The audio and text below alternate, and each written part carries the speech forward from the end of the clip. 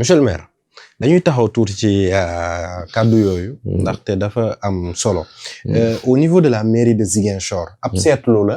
li nga xamante ne xëy na mën nañ ko def tey. moom mooy ki fa nekk jamono ji. waaw dafa mel na. ku amul soutien la. parti bi yaatu na. Pastef bëri na mbooloo fii ci Ziguinchor.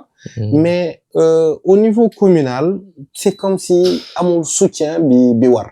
Parce que aussi c'est un homme politique, il est à la tête de cette commune. Seetlu nañu xëy na ay attaques yu bëri mu ngi koy des fois subir même si on n'est pas en train de prendre sa partie mais li ñuy wax rek. Mais c'est comme si il est isolé, il est seul, il n'a pas le soutien des gens au niveau local. Non, est-ce que xam nga le maire Djibril Sonko il fait partie des membres fondateurs de Pastef. Maanaam la petite réunion là bi nga xam ne quelques personnes ñoo fa nekkoon.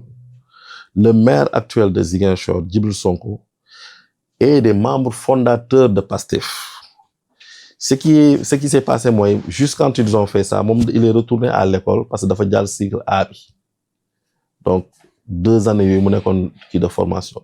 Mais il est toujours resté dans le parti. Donc, ñun bi ñu def suñu premier pas fii di ñëw Ziguinchor, il était dans le parti. Mu ngi fi woon, mais boobu mu ngi def terminé mémoire bi et d'ailleurs bi mu paree dafa ñoo enchaîner et il est dans le bureau politique national. Il a toujours été dans le bureau politique. Donc quand je disais que j'ai reçu nit les Ziguinchor moom en réalité man foofu laa Pastef laa ko fekk parce que man je ne suis pas membre fondateur, je fais partie des premiers qui sont arrivés mais je ne suis pas membre fondateur. Donc à l'exception de Djibril Sonko ñëpp ñu ñëw Pastef mun naa ne fii lañ ma fekk ñi nga xam ne ñoo fi nekk tey à l'époque il y avait Ndeye Penda mooy la sœur de Ousmane Sonko mais Ousmane Sonko moo ko ne bàyyil moom moo fi amoon assise yenn assises yi parce que moom moo yoroon les femmes mais bi ñu demee ba ñu commencé am tour ay vers de 2017 on a commencé à avoir des gens yu ñëw Ousmane Sonko ne Ndeye Penda bàyyil. Ndeye Penda bàyyiwul de. non mais bàyyiwul mais amul responsabilité amoon na maanaam je veux dire tey jii nii normalement moom mu waroon nekkoon la coordonnatrice de Pastef Ziguinchor. mais mu ngi yóotu leneen lu xëy na lu ko ëpp. waaw mais c'est son droit le plus absolu. nee na chambre de commerce la bëgg de. mais c'est son droit le plus absolu mais xam nga bu nekkoon la sœur de Ousmane Sonko tey elle est ministre. mais même Ndeye Dieye fi la fekk Ndeye Penda tey elle est ministre actuellement donc moom bu fekkoon ne amutoon ce lien là ak Ousmane Sonko tey elle serait ministre dans la République ndax moom. C'est son grand frère qui lui a demandé mu teggi loxoom ci politique moo ko Ndeye Penda bàyyi parce que amoon moom ak ñoom Ralph bu grand Ralph ñoom ñoo nekkoon ci parti fii au début ak d'autres ñu nekkoon Colobane un certain Doudou Diémé ñoom ñoo fi nekkoon à l'époque. Après si la ñoom Mansali comment il s'appelle ki nekk Kenya doogu ñëw. fekk ni fii et si la ñoom recteur aussi ñëw. ñoom recteur ñoom si lañ ñëw après. Mais au début tout au début il y avait Line actuellement mooy Line Diédhiou ki ñu def nii à l'APIX. moom aussi il était là moom il fait partie des premiers à être là. sauf que moi aussi il était plus ou moins en retrait. mais il faisait partie des premiers à être là. mais ci mairie bi ba léegi Djibril il est esselé. waaw non c'est que xam nga man je pense que la malchance qu'il a eu c'est d'avoir succédé à Ousmane Sonko. Il y a des gens qu'on ne peut pas remplacer. On leur succède. Mais boo leen di succéder da ngay am problème.